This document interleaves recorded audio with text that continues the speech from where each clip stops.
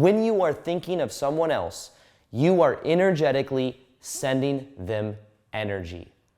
And if you are thinking about them and wanting their approval, their validation, them to do something specific, it is a form of pressure that then creates resistance.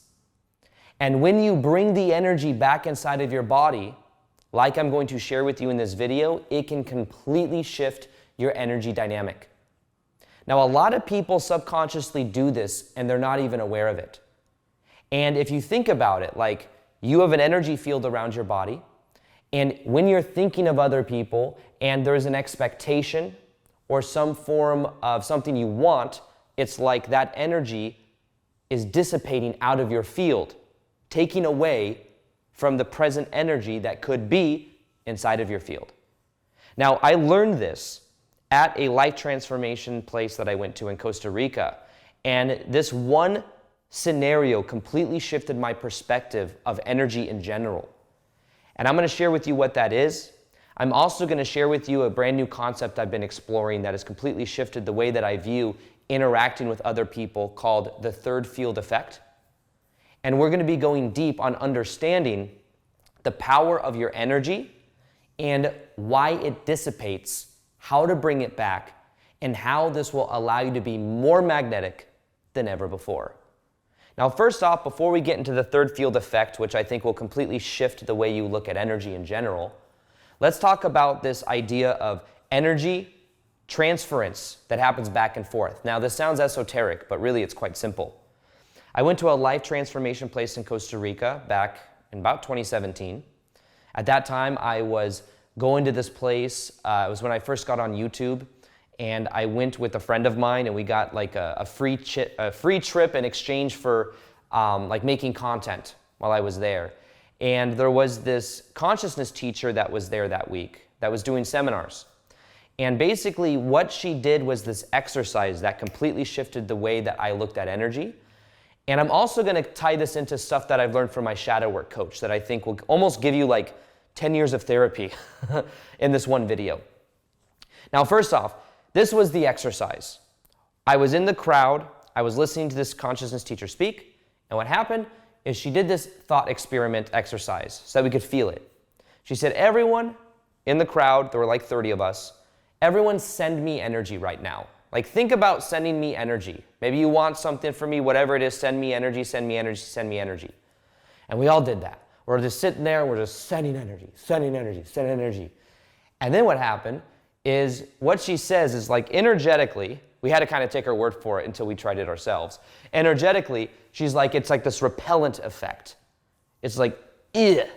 It's like this effect that's like, you just completely get out of the frame and you can't even see me anymore because it's that repelling. And what happened was, is she then said, okay, it's like energy is dissipating out of your body, being projected at someone else. And when someone feels projection also, think about this. What happens when people feel you project onto them? You rebel.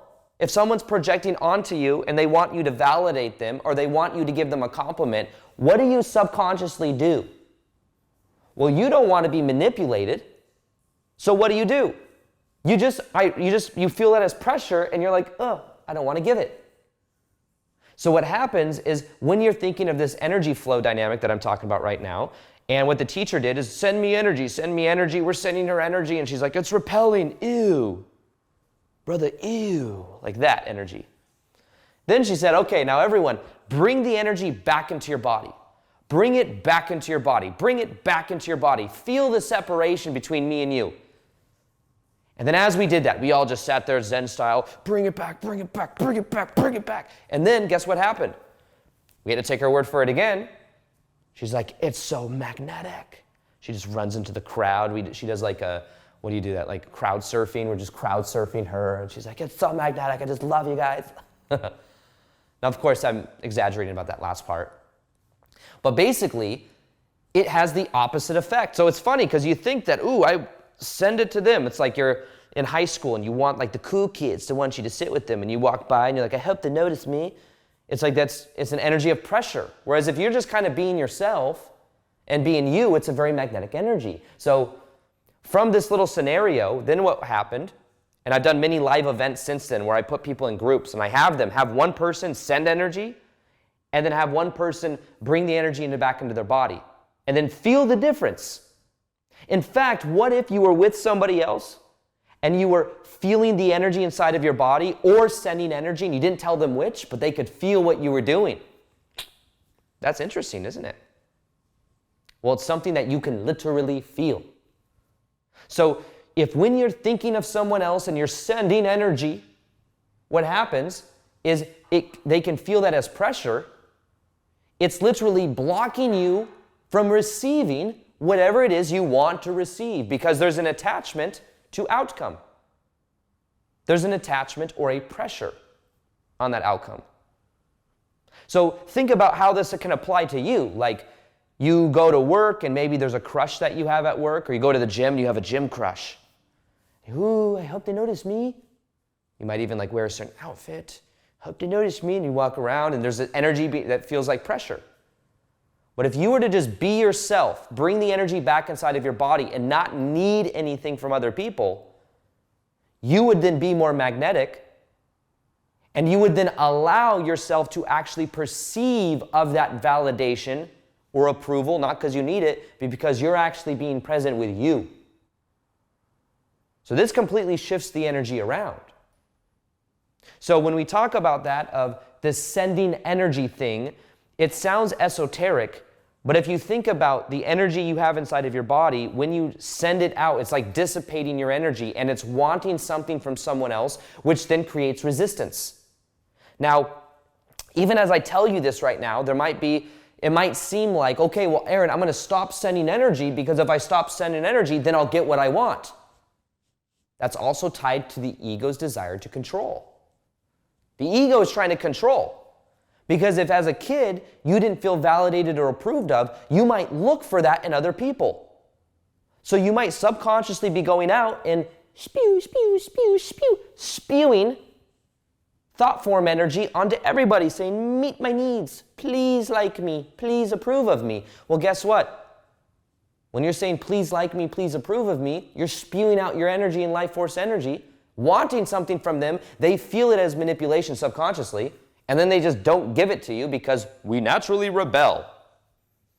We want to choose to give something, not because someone else wants us to do it. Do you see? Very different energy there.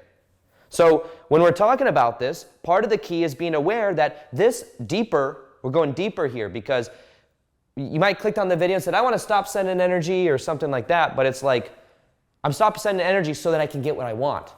Stop sending energy because you do the inner work, because you begin to heal from the inside out. You realize and stop believing the lie that anybody else has the validation and approval you're looking for. Because ultimately, the deepest level of this is you start to be present with the inner child part of you that wants to feel validated and approved of. Okay? So it only is your inner child. Imagine you're at a door. Imagine you're subconsciously, someone's at the door. Who is it? We go to the door, we open it up. There's our inner child. And our inner child's like, I want to be validated and approved of. And what do we normally do? Do we normally embrace it? Oh, come in, inner child. Let me embrace you. I validate and approve of you. A lot of times what we do is we say, get out of here. Disgusting. Go to the neighbor's house. Look for it from other people. So they're going out, and that inner child part of you is searching for it. Spew, spew, spew. That's the new soundtrack we're going to do a soundtrack for spewing energy. Spew, spew, spew, spew. But guess what? That's your life energy. That's your thought energy. It's going out. And if you bring it within yourself and you look at that inner child inside of yourself, you can start to create a powerful healing. Okay, so this is the first part of understanding this powerful process I'm talking about. Is in my own life, I've realized that when I want something from someone else, if instead I focus on feeling the separation between me and other people, which this was, let's now go into that. Before we get into this third field effect, which I think is so powerful, I want to talk about what I learned from my shadow work coach years later. Learned this thing in Costa Rica in 2017, 2018.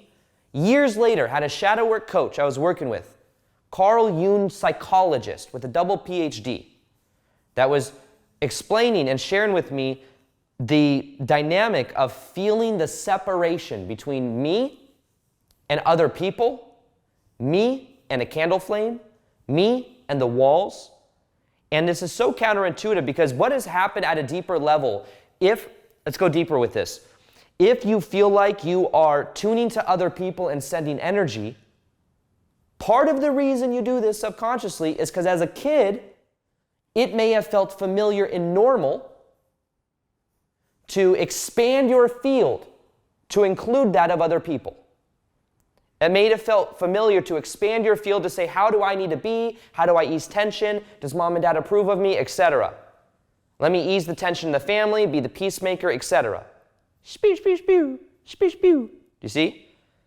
And then as a kid, if that energy is there, then it's like we look around and it's like you feel a burden when you go into public. You want to know why you feel a burden when you go into public?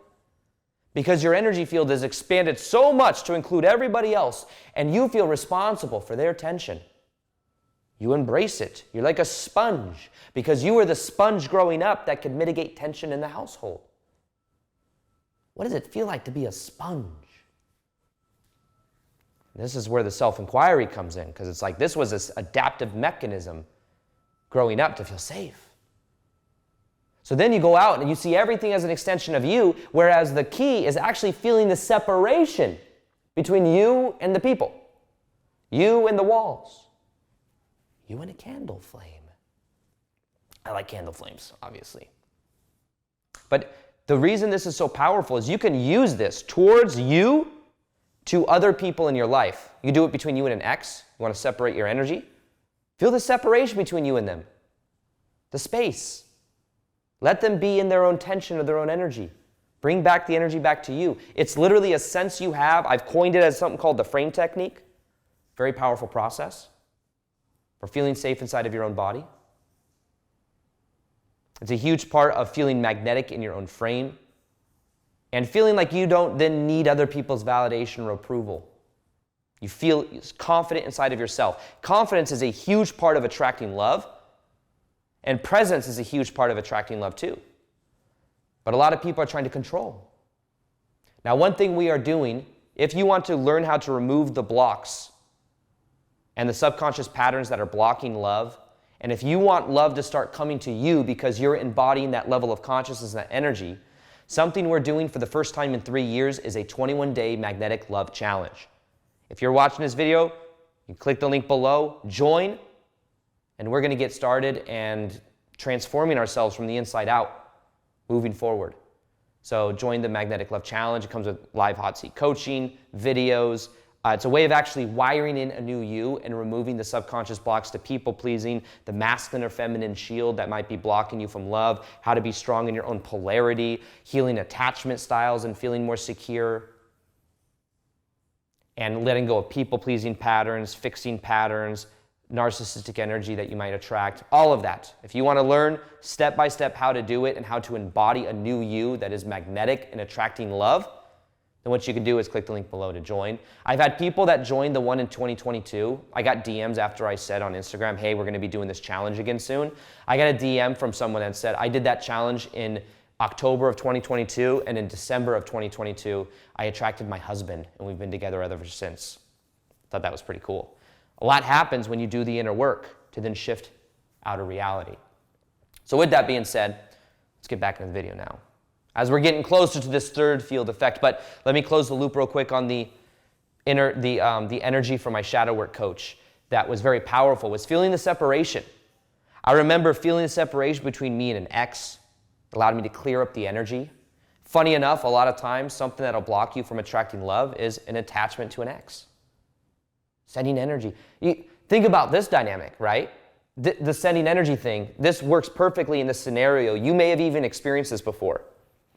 So often, people will go through a breakup, and then maybe one person wants it, one person doesn't, and then they're each having maybe challenges like letting each other go, but maybe one person really wants the other person to come back around, wants them back. And they're sending them energy, sending them energy, sending them energy. And then what happens is it repels, it literally blocks.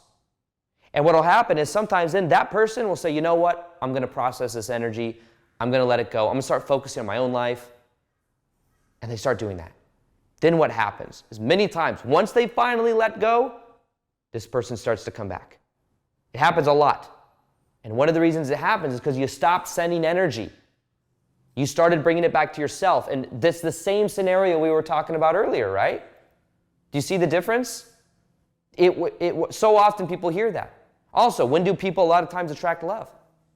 When they stop looking. They stop sending energy. Spew, spew, spew, spew. They start being in their own frame. They start being present. They focus that energy on their own life. They're good either way. Spew, spew. See?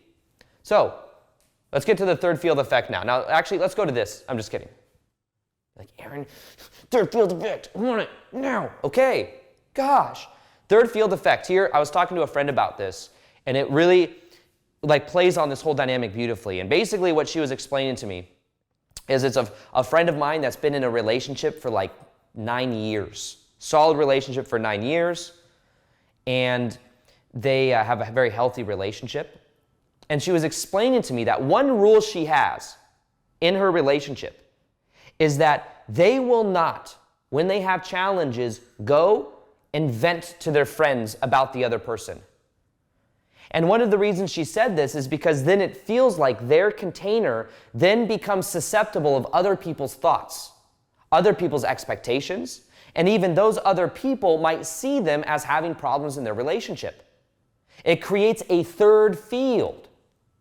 So what happens is that then gets infused into their dynamic.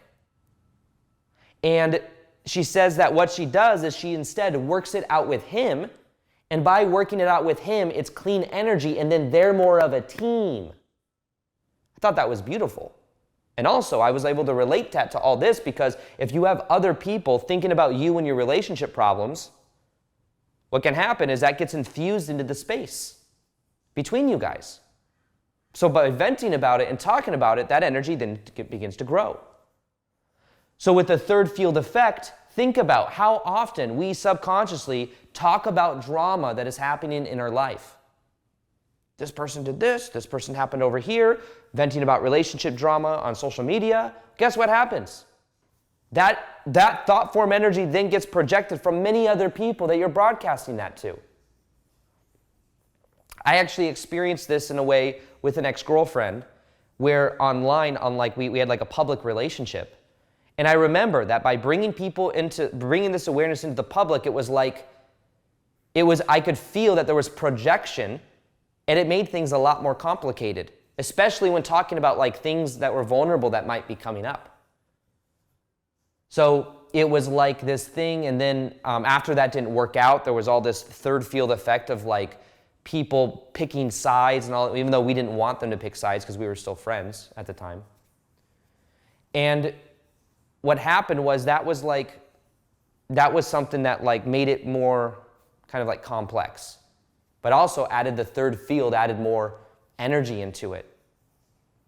And so that's kind of that's kind of a bigger explanation of it because it's obviously a unique situation to have lots of people paying attention and that appear to have a thought or a perspective about it.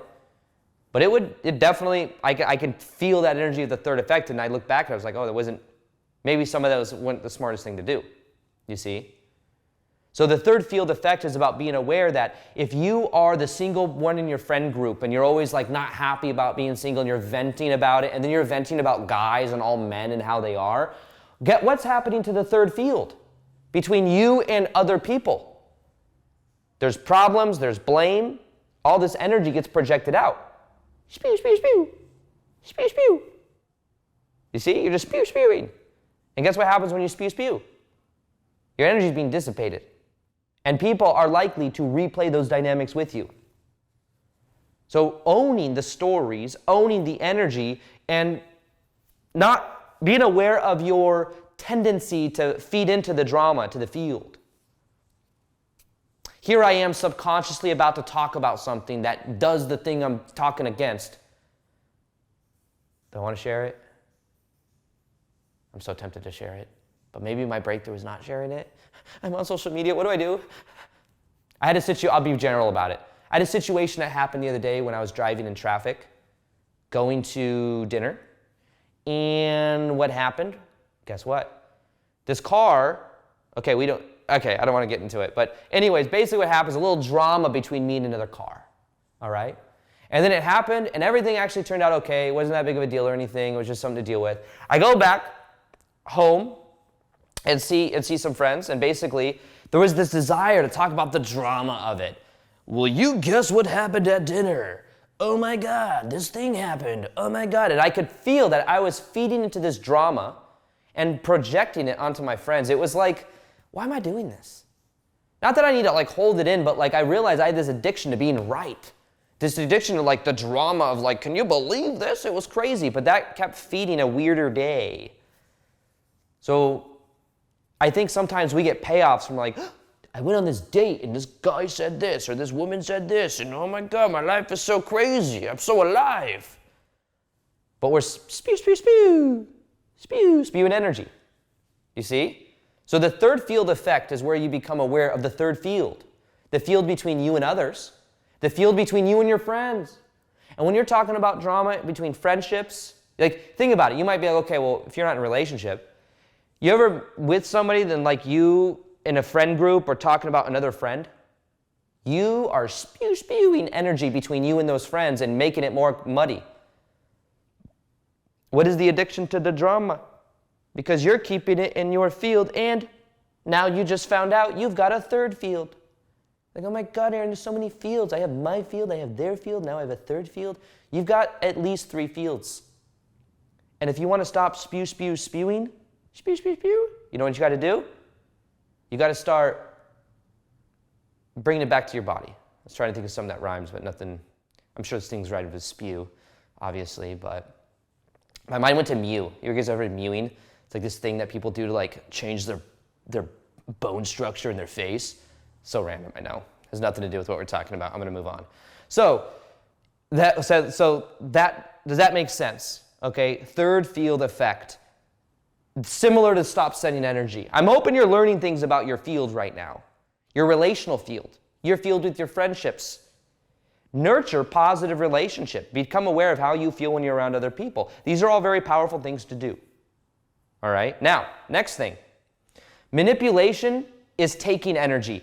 Anytime you want something from someone else, anytime you're trying to fix someone else, anytime you are overgiving. What do overgivers tend to attract, by the way? Overgivers tend to attract overtakers. Why?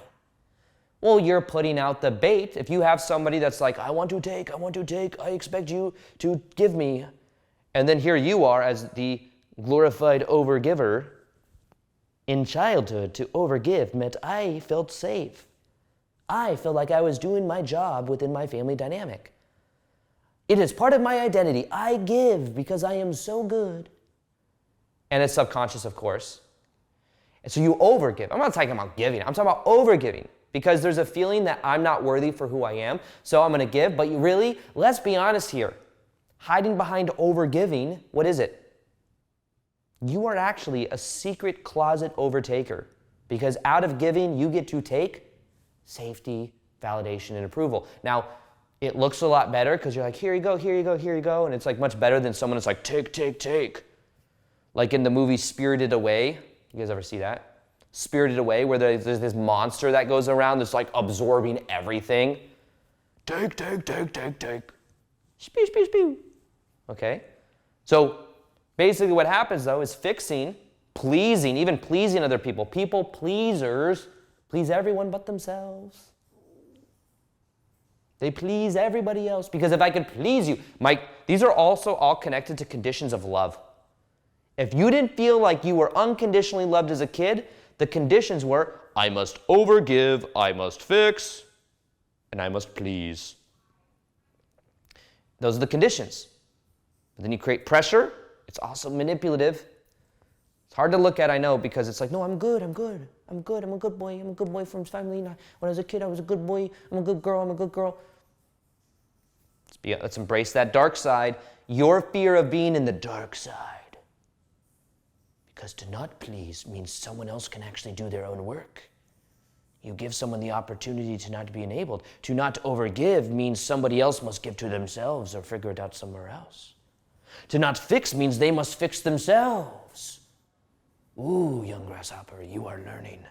I'm telling you, you could break the pattern right now. Mew, mew, spew, spew, spew. I'm just saying, you could.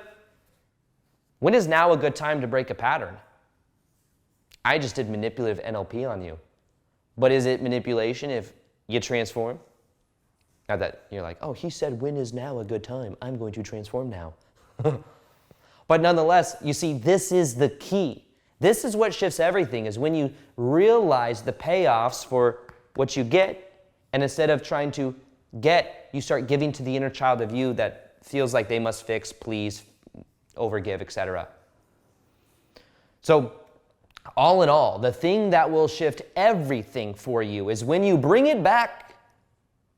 When you bring it back into your body.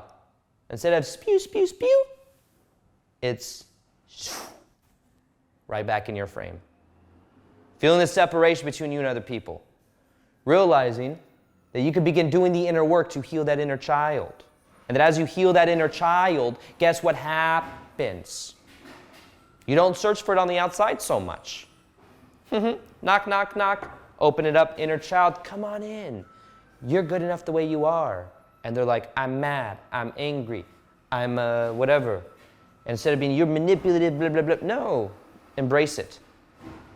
And recognize that people are mirroring back the energy you're putting out, but if you're putting out energy of sending them energy, it's spew, spew, spew, spew, spew.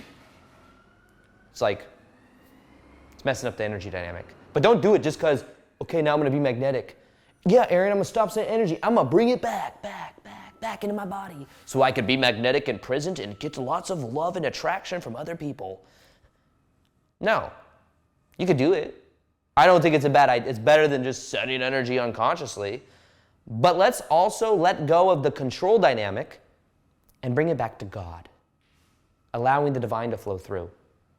The ego survival mechanism is what's been on autopilot. Spew, spew, spew. Bring it back to you. See? I found the rhyming word throughout this whole video. It just took a while. Bring it back to you. Better than mew, right? Anyways, this is what is available for you today, but you have to stop sending energy and start bringing it back into your body. You have to. If you watch this video to the end, it means you're here for a reason. Don't let it slip by. And if you haven't already, join the 21-Day Magnetic Love Challenge. It's starting soon, and you'll transform into a new you. It'll be a lot of fun. It'll be live videos, breath work, hot seat coaching, and also like a step-by-step process with accountability in a group and all that. It's going to be magical.